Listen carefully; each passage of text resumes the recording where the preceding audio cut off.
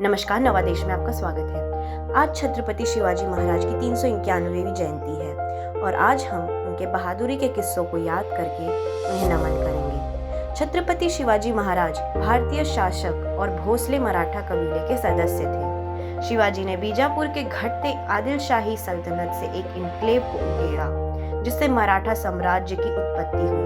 1674 में उन्हें औपचारिक रूप से रायगढ़ में अपने क्षेत्र के छत्रपति सम्राट के रूप में ताज पहनाया गया। अपने जीवन के दौरान शिवाजी ने मुगल साम्राज्य, गोलकुंडा की सल्तनत और बीजापुर की सल्तनत के साथ साथ यूरोपीय औपनिवेशिक शक्तियों के साथ गठबंधन और शत्रुता दोनों में संलग्न रहे। शिवाजी के सैन्य बलों ने मराठा क्षेत्र को प्रभावित करने, कब्जा करने और किले बनाने और मराठा नौसेना बनाने का विस्तार किया।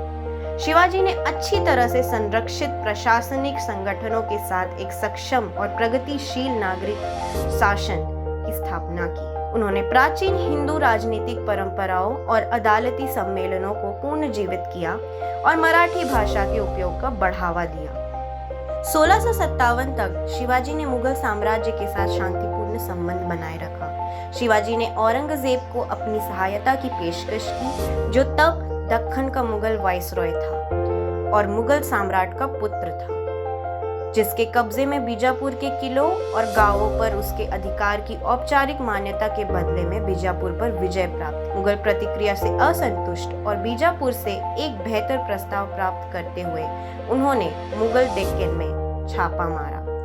मुगलों के साथ शिवाजी का टकराव मार्च 1657 में शुरू हुआ, जब शिवाजी के 2 अधिकारियों ने अहमदनगर के पास मुगल क्षेत्र में छापा मारा। इसके बाद जुन्नार में छापे मारे गए, जिसमें शिवाजी 3 लाख नगद और 200 घोड़ों को लेकर चले। औरंगजेब ने नसीरी खान को भेजकर छापे का जवाब दिया, जिसने अहमदनगर में शिवाजी की सेना को हराया था। हालांकि औरंगजेब की शिवाजी के खिलाफ कूटनीति बारिश के कारण विफल हो गई और औरंगजेब अपने ही भाइयों से मुगल साम्राज्य की उत्तराधिकारी के लिए लड़ने लगा। ऐसे ही शिवाजी महाराज के बहुत सारे अनगिनत लड़ाइयों के किस्से हैं और इसी तरह उन्होंने आखिरी सांस तक देश की रक्षा की और अपनी जिंदगी देश के लिए बलिदान कर दी। नवादेश छत्रपति शिवाजी महाराज जी को उनके जयंती में कोटि कोटि नमन करता है और आप सभी को शिवाजी महाराज की जयंती की शुभकामनाएं देता है।